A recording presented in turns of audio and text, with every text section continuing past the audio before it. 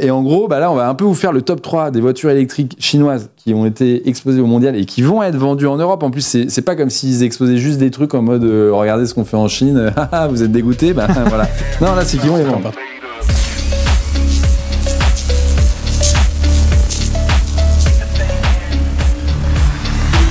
C'est la BYD Sea Lion 07 qui est en gros la nouveauté qu'on connaissait déjà en Chine, qu'on ne connaissait absolument pas en Europe et qui va arriver justement en Europe, ouverture des commandes en octobre avec première livraison d'ici la fin de l'année. Et on va voir dans les images, c'est un genre de Tesla Model Y coupé, un genre de Peugeot 3008, un genre de... Enfin voilà, les SUV du segment D plutôt, donc 4,80 m si je reprends très rapidement mes notes. Et ce qui est intéressant, c'est que c'est enfin la première voiture électrique de BYD à reposer sur la nouvelle plateforme 3.0 avec la charge rapide, vraiment rapide. Parce qu'avant, la problématique, c'était la même chose que Renault, finalement. C'était le 10 à 80% en 37 minutes, je crois, sur la BYD Seal, quelque chose comme ça. Là, les gars, ils sont enfin passés aux 800 volts, ce qui nous permet d'avoir le 10 à 80% en 25 minutes. Alors, ceux qui savent un petit peu dans le chat, ou même vous savez que 25 minutes, c'est pas la folie. Oui. Genre, t'as testé la Lotus. 15 minutes, je crois, la Lotus. Mais là, le truc magique, c'est qu'elle est en 800 volts. Ouais, lui aussi. Lui aussi. Et c'est ça qui est décevant, en fait. Alors, moi non plus. Ouais. Quand j'ai repris mes notes, j'étais là en mode, les gars, 800 volts, et ils te sortent 25 minutes. Alors qu'en effet, t'as des Chinois en 800 volts qui te sortent du 10 minutes maintenant, qu'on a vu. Et ce qui est d'autant plus étonnant, c'est que BYD fabrique ses propres batteries. Oui. Donc, techniquement, on pourrait imaginer qu'ils ont vraiment une vraie connaissance et pouvoir pousser vraiment les curseurs à fond. Exactement. Est-ce qu'ils veulent pas jouer un peu conservateur d'autonomie sur le long terme, un truc comme ça? Franchement, ça, c'est la grande question impossible à répondre parce que, en effet, ils fournissent les cellules à Tesla. Tesla te sort le 10 à 80% en 20 minutes sur le modèle Y. On a demandé à BYD, on a demandé à Tesla. Bien sûr, personne répond. Personne veut prendre la responsabilité de répondre à cette question de pourquoi, comment. On peut se dire que Tesla a peut-être 10 ans d'avance un petit peu parce que BYD fait des voitures aussi depuis une dizaine d'années en Chine. Mais Tesla, ils ont des specs très très bonnes depuis une dizaine d'années. BYD, c'est un peu moins le cas. Les voitures BYD, il y a 3-4 ans, t'avais pas forcément envie de les acheter par rapport à ce qu'on a en Europe, quoi. Alors que là, là, c'est la première voiture où tu regardes les specs, tu te dis, ok, pourquoi pas. Et je sais pas si on a vu en vidéo l'intérieur est assez, je sais pas si sublime est le terme. Je vais rentrer dedans. C'est cossu. Je veux dire. Ouais, voilà. Je sais pas si chacun a un adjectif vous voulez partager pour cet intérieur. Les intérieurs BYD, moi je suis pas un grand fan. Non, je trouve qu'ils ont aimé les écrans qui tournent. Voilà. Voilà, c'est ça. Ils ont vachement progressé parce que effectivement, je me souviens il y a 2 ans la Atto 3. L'intérieur c'était un peu avec les cordes de guitare à la. Ouais, bon voilà, c'est rigolo, mais ça va 5 minutes quoi. Voilà. Là sur la Sea Lion, je trouve, moi perso, j'ai trouvé ça vraiment plus classe, un peu tarabiscoté. Oui, mais quand même sympa quoi. Non, tout à fait. La seule faute de goût que j'ai trouvé, moi, c'est les LED là qui sont sur le côté. Tu te demandes ce qu'ils foutent là devant le passager, quoi. T'as des genres de espèce de faux écran. Ce qu'on a mis, merde, peut-être c'est aussi. Mais un peu un faux écran en effet. Mais sinon, franchement, j'étais en mode ok, bon, pourquoi pas. Et bien sûr, le prix en Chine, c'est 25 000 €. Attention, BYD, ils sont très très gourmands en Europe, ils marchent comme des porcs et en gros on peut s'attendre à peu près 50 000 € pour l'Europe avec une marge supplémentaire en Europe. Vraiment ils adorent les Européens, ils se font de l'argent sur nous, mais en plus il y a les douanes qui viennent d'arriver, les taxes, on en parlera un petit peu plus en détail tout à l'heure, mais on n'a pas les prix en Europe malheureusement, mais on les aura bientôt normalement. Donc ça c'était un peu, pour moi en tout cas, des voitures chinoises, ce qui paraissait le plus costaud pour vraiment venir boxer un peu les Européens. Surtout qu'on en voit, on en voit rouler. Les cils, les berlines, mais on voit et les gens ont ce nom, commencent à avoir ce nom en tête. Aussi. Quand tu parles avec un chauffeur de VTC par exemple, il connaît en général. BYD en fait c'était le sponsor de la Coupe du Monde de foot, je crois. L'Euro. C'est vrai. C'est ça. Donc ça a peut-être aussi permis de rentrer un peu dans les têtes. Ils ont beaucoup investi pour avoir de la notoriété comme ça. Exactement. Clairement. Et d'ailleurs, c'est très intelligent dans le sens où toi, en tant que particulier, t'as pas envie d'acheter la BYD tout de suite parce que tu connais pas le recul sur le SAV, machin. Mais tu vois des VTC, tu prends un VTC, tu montes dedans. Ah, disons, voiture chinoise, c'est ça, les surpiqûres, le cuir, machin, tac. Puis 5 ans après, elle arrive en occasion, elle sort du leasing, hop, là tu l'achètes d'occasion. Je pense qu'ils ont raison de faire ça et de pas trop tirer les prix vers le bas pour pas qu'on puisse se dire que c'est cheap, parce que clairement, je pense que c'est le préjugé numéro 1 des Européens peut-être. Oui, puis c'est pas leur positionnement, MG joue vraiment la carte du prix. C'est ça. BYD veut être dans le cœur du marché et pas casser les prix. Et toujours en top 3 des voitures électriques chinoises, la deuxième, moi, qui m'a bien bluffé, c'est 3 voitures, en fait, à la suite. C'est Aito. Alors, Aito, vous devez sûrement pas connaître dans le chat, ou, enfin, si vous lisez souvent sur Volté, vous connaissez, c'est sûr. C'est en gros une marque co-créée par Huawei en Chine, avec un constructeur, je ne me rappelle plus de son nom, qui est un constructeur un peu historique, qui est derrière Aito avec Huawei. Et cette marque, Aito, tu te souviens du nom? Non, alors c'est Ceres, et pour moi c'est Dongfeng. Ok, Ceres et Dongfeng. Dongfeng. Ok, Dongfeng, par Oui, exemple. Ceres, ils y étaient pas là cette année d'ailleurs. Ils étaient il y a 2 ans. Il y a 2 ans. Ok. Mais ils avaient été d'abord distribués comme Leapmotor par un distributeur du Sud-Ouest. Ça doit plus être le cas. Et en plus, pour le coup, c'est trop étrange parce que les CRS, je trouve, elles sont nulles en spec. Vraiment, tu sais, c'est des specs qui datent de 4-5 ans. Ouais. Alors que là, les Aito, je pense, les gars, vous êtes pas prêts. En gros, je commence par un premier chiffre, un très gros chiffre. Là, je sais pas si c'est laquelle qu'on voit, mais ça doit être la Aito 5 ou... 5, ouais, c'est la 5 là qu'on voit, exactement. En gros, ça, c'est la moins chère, qui est vendue en Chine 35 000 €. Donc attention, il y a toujours cette histoire de taxes, d'importation, de machin. Donc faut s'attendre à 60 000 €, un truc comme ça pour l'Europe. Celle-là, en gros, c'est un peu la concurrente de la Tesla Model Y. Elle a pas de choses vraiment hallucinantes. Vraiment, celle qui est hallucinante, c'est la Aito 9 qui est la plus grosse et c'est celle qu'on a pu tester en Chine. Et en gros, là, c'est un délire. Le prix que j'ai noté, c'est 65 000 € en Chine. Donc pareil, ça sera plus de 100 000 lorsqu'elle sera vendue en Europe. Et en gros, là, on a 100 kWh de batterie, donc une batterie énorme, comme font un peu les Allemands, Tesla ou autre. 630 km d'autonomie CLTC. Alors attention, parce que les Chinois roulent moins vite, les autoroutes sont limitées moins rapidement, 120 km/h, et surtout ils ont beaucoup de réseaux secondaires sur lesquels ils vont pas rouler très vite. Donc eux, leur cycle, quand ils testent des voitures, eh ben, les voitures roulent forcément moins vite, ce qui leur permet d'avoir des chiffres un peu pour se faire mousser, mais les 630 km qu'on a en Chine, ce sera jamais le cas en Europe. En gros, on peut compter 550, 500... faut retirer 10 à 12% à la louche pour avoir un chiffre. Donc, pour une grosse batterie comme ça, une autonomie, c'est-à-dire elle consomme, et quand on voit le pack boxé, regardez les phares là, on peut les voir à l'écran, on peut personnaliser les phares, soit en écrivant quelque chose au doigt, soit en mettant des icônes, un cœur, là, un joyeux anniversaire, un gâteau, enfin, c'est n'importe quoi. Mais ça, c'est pas le plus ouf c'est là, ce qu'on est en train de voir, c'est le vidéoprojecteur, puisque aux places arrière, il y a un écran de 32 pouces qui permet de projeter des films, des séries, enfin voilà, et surtout, c'est un bras motorisé en X, c'est-à-dire que quand la voiture roule, nous on l'a testé en Chine, il n'y a pas de souci, l'écran va pas bouger, quoi. C'est vraiment, c'est comme un écran fixe. Oui, c'est bien rigide. En fait, c'est une toile, quoi. C'est pas un écran, c'est une toile avec un rétroprojecteur. C'est une toile, mais bien rigide, quoi. C'est pas juste maintenu en bas par le poids, quoi. Tout à fait, exactement. Le système son est fou. On l'a vu, il y a un frigo qui permet, j'ai pas noté, mais d'aller genre de -5 à plus, je sais plus, 50 degrés. 50, il me semble que c'est 50, ouais. Et c'est ça. Les consommateurs chinois. C'est ça. Et donc, tu peux vraiment tout faire, tu vis là-dedans. Voilà, on voit l'écran qui se déplie. Bref, ça, c'est un délire. Et malheureusement, la grosse déception, et on en a pu en parler avec un ingénieur de chez Aito présent sur le mondial de l'auto, c'est que Huawei refuse de venir en Europe. C'est-à-dire que Aito... C'est eux qui refusent ou c'est nous qui les refusons? C'est les deux. Je pense que c'est nous qui leur mettons des gros bâtons dans les roues et que Huawei dit bon, on va peut-être pas y aller parce que c'est compliqué. Je dis Huawei, je sais pas si vous avez vu, avait un tout petit stand au mondial. Ah non. Sur leur service de data center. Ok. Et eux disent qu'ils équipent, je sais plus combien, 70-80% des constructeurs chinois en Chine, mais qui sont prêts aussi à équiper, par exemple, des constructeurs chinois qui viennent en Europe avec des data centers qui seraient, eux, localisés en Europe. Okay. Est-ce que ça va quand même passer les barrières? Ouais. Je ne sais pas, mais en tous les cas, ils étaient présents pour dire ça. Ok, intéressant.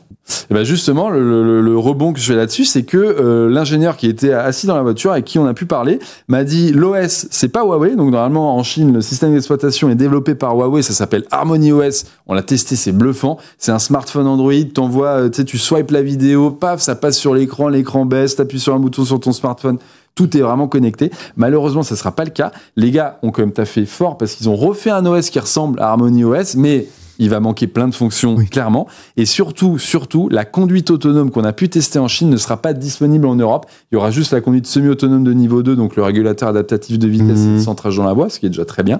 Mais ce qui nous avait fait halluciner, où la voiture, mais elle conduisait, j'ai jamais vécu ça, vraiment. C'était, mais un cran au-dessus de Tesla, enfin, c'était ouf. Ouais. Bah là, on n'aura pas ça. Donc, dommage. Et avoir le prix, parce que vous voyez, c'est des matériaux qui sont hallucinants à l'intérieur. C'est très luxueux. T'as encore des surpiqûres partout, du cuir ultra épais, des sièges massants, chauffant, ventilé, enfin il n'y a pas de souci là-dessus, mais voilà, donc mais je trouve ça quand même fou que les mecs se soient chauffés à refaire un OS, ça c'est long, c'est coûteux, un OS de partant de quasiment zéro pour une voiture en Europe qui on va pas se cacher, sera pas vraiment beaucoup vendu. Hein. Non, en plus, je pense que donc c'est quand même, ça me paraît fou, les mecs soient chauffés à partir à faire un tout nouveau truc pour, je sais pas, quelques centaines d'exemplaires par an, j'imagine. Ouais.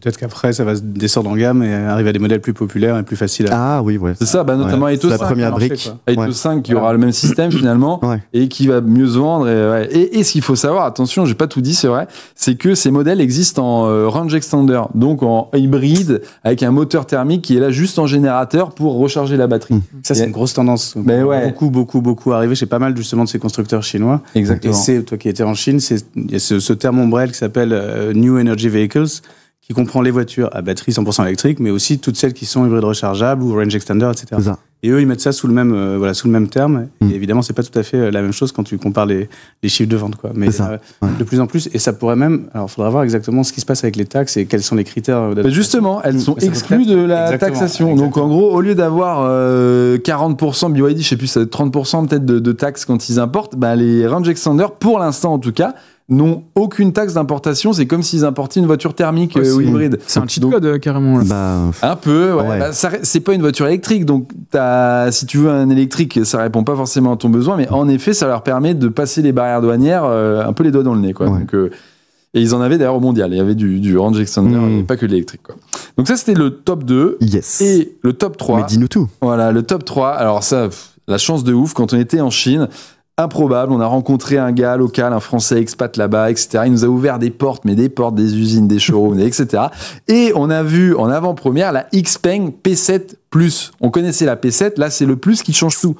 La voiture n'a plus rien à voir. Moi je pensais que c'était juste un peu des specs revus et tout. Non. C'est une berline énorme de plus de 5 mètres et la marque aime à dire que c'est une berline SUV entre guillemets puisque l'intérieur est hallucinant en termes d'habitabilité. On a pu rentrer, le stand était fermé, il fallait avoir un petit passe-droit pour rentrer. On l'a eu, hein, avec nos passe-droits en Chine. Nos grands sourires. Nos grands sourires de Français. Et en gros, l'intérieur, le coffre, il fait, j'ai noté, plus de 700 litres, 720 litres pour une voiture du segment D, du coup, c'est vraiment énorme. Ouais. Ça ressemble en effet à un coffre de SUV d'un modèle Y, quoi. Les places à l'arrière, aux genoux, c'est énorme. T'as une tablette, c'est une petite limousine, en fait. Ah ouais, exactement. Les places arrière, t'appuies sur un bouton et tac, tu te baisses. Je fais 1m84, ma tête touchait un petit peu sur le montant latéral quand vraiment j'étais baissé. Tu vois, fallait que je sois un peu plus. Voilà. Donc attention, je préfère monter à l'avant. C'est peut-être un tout petit peu au-dessus de la moyenne. Alors je pense que oui, je pense aussi. Des beaux-parents, parce que c'est souvent, de ce que je comprends. Qui sont à l'arrière, ouais. Oui, c'est exactement. pour ça qu'on prend des voitures, que les voitures, depuis le début de l'automobile en Chine, ont énormément d'empattements, énormément de place à l'arrière pour bien accueillir la belle famille. Exactement, et c'est ce que Nicolas, là, le Français en Chine, m'expliquait, parce que je lui disais, mais c'est très frustrant. Là, les voitures dont je vous ai parlé, si la BYD, elle est décevante sur la taille du coffre par rapport à la taille de la voiture.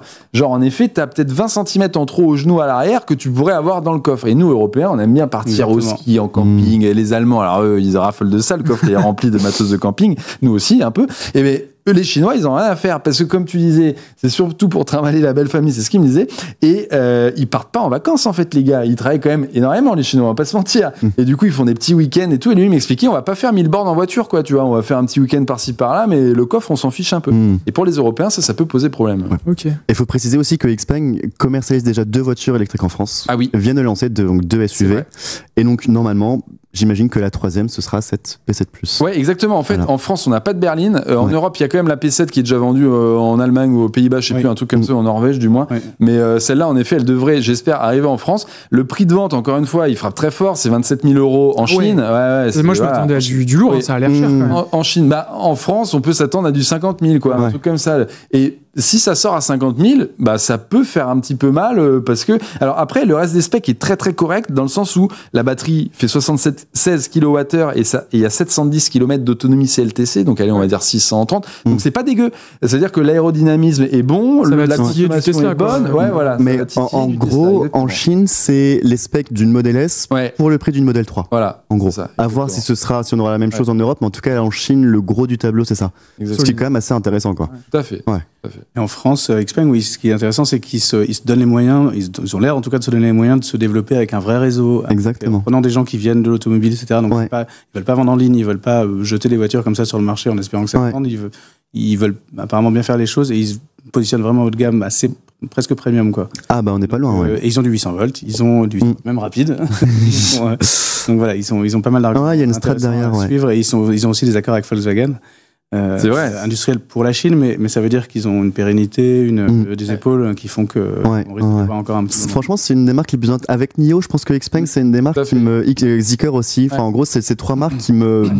d'un point de vue français, qui me titille le plus, Et sachant qu'on m'a soufflé dans l'oreillette quand j'étais chez Xpeng en Chine, que l'accord concernant Volkswagen pourrait être worldwide, donc monde entier, notamment Europe, et donc peut-être voir arriver des voitures Volkswagen X Xpeng en Europe, quoi, avec la plateforme vieillissante de Volkswagen qui recharge un peu lentement, qui a pas forcément une conso de ouf et tout, ça commence à s'améliorer, et surtout l'infotainment qui est à la traîne, bah peut-être qu'on pourra avoir des bonnes surprises dans les mois ou années à venir. Voilà. Mais pour ça, Volkswagen, si je dis pas de bêtises, a fait aussi un accord avec Rivian. Non, avec Rivian aux US. Ouais, Rivian, ouais. Alors c'est peut-être aussi pour le marché US, peut-être aussi ça peut avoir des incidences ailleurs, mais il y a aussi des histoires de soft et d'infodivertissement. Ça se peut, ouais. Ouais, parce que Volkswagen est quand même très très à la traîne et ils prennent beaucoup de retard et donc. Ils sont pas dans la meilleure période de leur vie. Non plus. Donc voilà. Ensuite, on va passer, les amis, à une marque. Comment on dit, Hongqi. Alors, on a en Chine, on dit Hongqi. Ok. Pour avoir parlé avec eux, pour avoir eu la chance d'essayer 2 de leurs modèles. En France, ils vont quand même plutôt essayer de placer ça comme Hongqi. Ah ouais, d'accord. Ils abandonnent. Voilà. Pour essayer d'éviter toute. Voilà. D'accord, donc on dit Hongqi. Ok. Voilà. Et ils sont venus. Alors je crois qu'ils existaient déjà en Europe. Ils étaient déjà vendus dans certains pays, peut-être Norvège ou un truc comme ça. Et là, ils arrivent avec 2 modèles peut-être plus abordables et pensés un peu plus pour l'Europe, pas du Nord, mais de chez nous, j'allais dire. Mais en tout cas, on est loin des modèles historiques de la marque, parce qu'il faut savoir que c'est quand même la première marque chinoise. Donc c'est le groupe non, je vais pas dire de bêtises. C'est la marque en fait de Canton. Chaque région a traditionnellement. GAC du coup. Canton c'est GAC, c'est tu sais Guangguang, là c'est Canton en chinois. Il y a tellement d'acronymes à 3 lettres que donc je vais dire de bêtises. Mais en tous les cas, ce dont je suis sûr, c'est que c'est effectivement la plus vieille marque, que c'est traditionnellement eux qui fabriquaient les voitures de l'establishment de Deng Xiaoping et de vraiment des dignitaires qui avaient ces limousines un peu comme je sais pas, Cadillac pouvait le faire aux US. Donc il y a vraiment des modèles très emblématiques. Ils continuent d'en faire une qui était exposée sur le stand. Je ne sais pas si vous l'avez vu le premier jour. L'espèce de Rolls là, un truc démentiel. Fait à la main, une espèce de truc incroyable qui vaut $1 million. Qui ne sera pas vendu ici. C'est pas la question. Mais ouais, c'est une marque qui a une vraie histoire, qui se démarque justement par rapport aux autres avec ça. Ils ont aussi ce SUV énorme, là aussi j'oublie le nom, HS9 ou quelque chose comme ça, qui fait très Rolls-Royce, qui ressemble beaucoup au SUV de Rolls. C'est pas sans raison puisque leur chef du design vient de chez Rolls, mais il vient aussi de Jaguar Land Rover, et même il a commencé chez nous en France, chez Citroën. Allez. C'est lui qui a fait la Xara. C'est drôle. Un petit glow-up. C'est l'anglais. Et voilà, et donc effectivement, donc celle-ci, ils vont là essayer de la vendre, mais vraiment pour faire un petit peu d'image, mais surtout, comme tu disais, ils vont vendre 2 modèles, une berline et un SUV, qui démarreront à 50 et 54 000 euros au courant de l'année prochaine, et qui sont distribués par ceux qui distribuent déjà Maxus, MG à Paris, et qui étaient ceux qui étaient derrière aussi l'importation d'autres marques, et qu'ils seront à nouveau à l'avenir. Donc c'est a priori fait de manière assez sérieuse. Et par contre, je sais pas si on peut avoir des images là, de la Hongqi, que ce soit la EHS7 et EH7, hein, je crois qu'il y a la version CSUV, l'autre c'est la berline. Voilà. En gros, à l'intérieur, on n'est pas au niveau d'un Rolls-Royce. Là, ils descendent un peu en gamme, en mode c'est du plus abordable, et du coup c'est un peu plus du quotidien. On est d'accord, c'est ça, hein. Ouais, c'est même honnêtement, j'étais un tout petit peu déçu parce qu'ils se veulent très premium. Le designer dans son speech nous disait qu'il sourçait tous les matériaux en Europe, que voilà, il avait lui bien sûr son passé très prestigieux, etc. Bon, c'est bien à l'avant, pas mieux tellement que beaucoup d'autres qui sont déjà bien aussi. Enfin, je pense que vous serez peut-être d'accord pour dire que au niveau finition, au niveau qualité, chez les Chinois, on a plutôt un très bon niveau. Ah ouais, bien sûr. Mais tu vas à place arrière, par exemple, tu as vraiment des plastiques super basiques, t'as des trucs, ça, c'est pas, y a rien de ouf. Et puis surtout, c'est des voitures qui sont pas du tout prêtes, qui sont amenées rapidement. Elles avaient pas encore, c'était même pas avec un système de charge européen. Y a CarPlay, mais ça fonctionne, 1 minute sur 2. L'autre minute étant un écran noir comme la table ici à peu près. Le ratio est pas fou. Ouais. Voilà. Donc il y a des choses qui sont encore, bon, voilà, c'est work in progress, mais les voitures, on l'espère, seront Elles arrivent quand ? Elles arrivent l'année prochaine. Je ne suis pas tout à fait sûr de la date, mais c'est incessamment sous peu en tout cas. Ok. Et sachant que ce qui est drôle, c'est que je suis allé chercher des infos tout à l'heure pour préparer un peu l'émission. Et donc la charge rapide, a priori, c'est ok, c'est 10 à 80% en 25 minutes. Mais ils seraient en train de taffer en Chine. Alors peut-être ça correspondra pas à l'Europe sur un système d'échange de batterie. A priori, la plateforme serait compatible sur ces deux. T'as des infos là-dessus, toi, Nico? Il y a des choses effectivement qui se font, mais c'est pas du tout ce qui est prévu pour l'Europe. Ouais, voilà. Ok. Mais ce qui permettrait, si vous connaissez pas la techno, c'est comme NIO, en effet, tu peux changer la batterie en 5 minutes, voire 3 minutes même chez NIO. T'as un robot qui dévisse, qui te cale une batterie quasiment pleine et tu reprends la route, quoi. Mais bon, ça, on aura pas ça en Europe, a priori. En revanche, on aura 248 kW d'essai, ce qui est quand même pas mal, et ils promettent 10 à 80% en 20 minutes. Ah, ok, d'accord. Franchement, c'est dans les clous. Okay, d'accord. C'est vraiment dans les clous pour des grosses batteries. Oui, parce que je crois 111 kWh la plus grosse, c'est ça sur le SUV. J'avais vu sur le EHS7 avec 600 km CLTC, ce qui est pas énorme. Encore une fois, ce qui veut dire une conso un peu. J'ai l'impression que les Chinois ils s'en foutent un peu des consos, quoi. Contrairement à nous, genre avec la Twingo, Renault qui vise un 10 kWh au 100 km, quoi. Ce qui est très, très peu. Là, on est plutôt sur du 20, plus de 20, je pense. C'est marrant parce que c'est quand même un super gros argument, quoi, l'efficience. Peut-être qu'ils en sont pas encore partout, là. hein. Après, t'as des berlines, on parlait de la Xpeng, la P7+, t'as des berlines qui, vraiment, un de leurs arguments, c'est vraiment un CX, donc le coefficient de pénétration dans l'air qui est hyper bas. On a 0,20, ce qui est vraiment quasiment imbattable dans toute la prod mondiale. Vraiment. Et à côté de ça, effectivement, t'as des 4x4 énormes qui consomment à fond. Donc voilà, Je me demandais, est-ce que ce serait pas un peu lié au coût de l'électricité en Chine par rapport à chez nous? Est-ce que là-bas c'est moins cher? Je crois que c'est à peu près pareil. Hein. J'en ai discuté avec justement quelqu'un qui me posait la question. Et quand alors eux en fait c'est très cher sur les bornes rapides et par contre c'est pas du tout cher à domicile, quoi. Je crois que c'est moins cher que chez nous, mais que par contre eux, sur les bornes rapides ils payent un petit peu cher. Il avait halluciné quand je lui disais le prix des Tesla superchargeurs. Bon après je lui disais attention, du Ionity ou autre c'est hors de prix par rapport à un Tesla, mais il avait halluciné. Par contre eux le prix de l'énergie chez eux c'était peanut, quoi. Mais en batterie, j'ai les chiffres, on est à 85 kWh et 111 kWh brut. Et pour la 111 kWh, la plus grosse batterie, on est à 600 km WLTP. Ah, ok, d'accord. Bon, ok. Voilà. Merci. Et côté coffre, pour des voitures qui font 5 mètres, 400 litres. Donc même problème. Ah ouais, c'est minuscule. 400 litres, c'est minuscule. 400 litres, c'est quoi? C'est une Mégane, quoi. Non, je dirais une Mégane. À peu près ce niveau-là. Voilà. Bon. Mais à l'intérieur, t'as de la place pour t'allonger. Exactement. Question de priorité. Et t'as beaucoup de confort. Ça, quand même, c'est le truc. Et c'est, en fait, j'ai un peu l'impression, sur tous les modèles chinois qu'on a pu essayer récemment, que c'est un peu la même chose. C'est énormément de confort. Au niveau hardware, au niveau tous les basiques sont quand même siège, vraiment là. etc. Siège, suspension, etc. Parfois, tu te demandes même si t'as pas une suspension pilotée, voire pneumatique, parce que c'est tellement smooth, etc. Comportement, c'est pas ridicule. Mais en revanche, là où tu les attends et où ça va pas du tout, c'est tout ce qui est soft, quoi. C'est les ADAS. Ouais, les aides à la conduite, c'est l'infodivertissement, c'est la carto, c'est la navigation, c'est tout ce qui normalement devrait être la force de la Chine. C'est assez étonnant. Mais ça peut bien sûr progresser. Et en général, ça peut progresser très très très vite. On voit BYD sur des modèles qui sont déjà sur. Exactement. Ils te font des mises à jour les itérations. Là, chez BYD encore une fois, donc qui est le numéro 1 mondial de ces fameux NEV dont on parlait, donc les voitures hybrides et électriques. Leur force de frappe est hallucinante, donc ils peuvent si mettre du doigt à un problème, ça peut être réglé très rapidement. On a déjà eu des exemples. Ils sont dans le top 10 mondial de tous les constructeurs automobiles. Ils se battent avec Tesla pour être le numéro 1 de l'électrique, mais pas NEV, juste pur électrique. Donc ils ont une force monstrueuse, quoi. C'est vraiment un des gros players de l'industrie, quoi. C'est ça. Clairement. Par rapport à tous ceux dont on a parlé, ils se démarquent vraiment beaucoup. Complètement. Mais pourtant, en Europe, pour l'instant, le chiffre de vente doit être assez faible, je pense. Oui. Et peut-être qu'ils vont se faire coiffer au poteau par un nouvel acteur. Moi, j'aime appeler le cheval de Troie, qui est Leapmotor, qui est un constructeur chinois. Chinois, clairement, on peut pas dire le contraire, 100% chinois, qui arrive en Europe grâce à Stellantis. Et ça, c'est quand même un truc de fou. Stellantis, donc si vous connaissez pas, c'est Peugeot, Citroën, Fiat, Jeep, tout un tas de marques historiques et bien européennes, elles.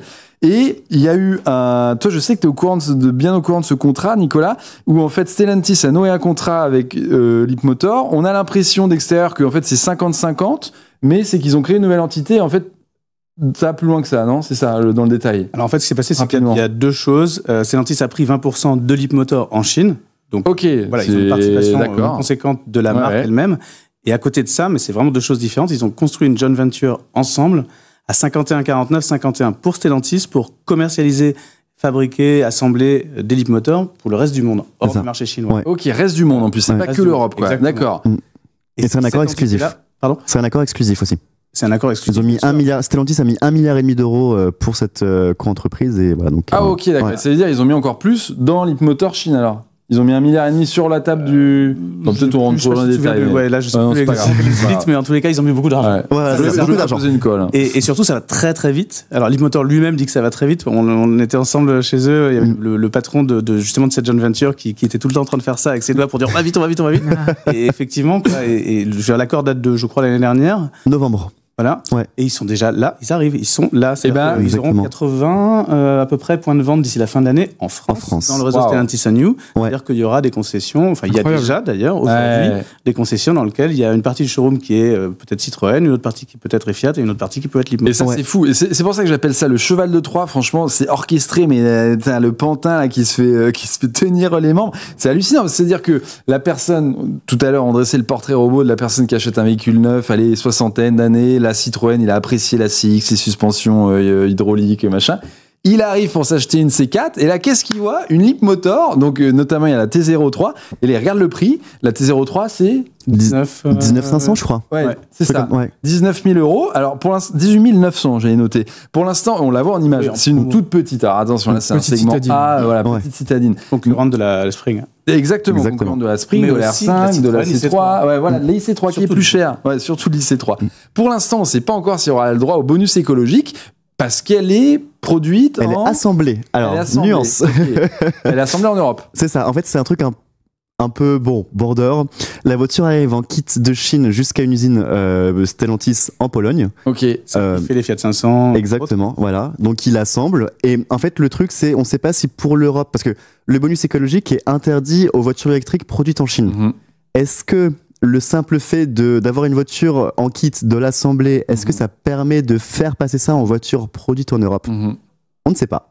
On était censé avoir la réponse il y a 2 semaines, il me semble. Du mois d'octobre, ouais. Et parce que Leapmotor voulait communiquer à fond, s'il avait le bonus, voulait communiquer à fond.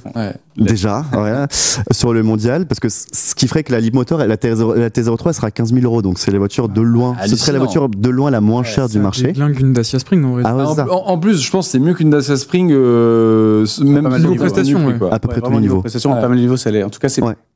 Comportement, confort, espace intérieur, qualité de finition, on est au-dessus. Pas mal. Ouais. C'est pas non plus une voiture idyllique, mais c'est vraiment intéressant. C'est ça.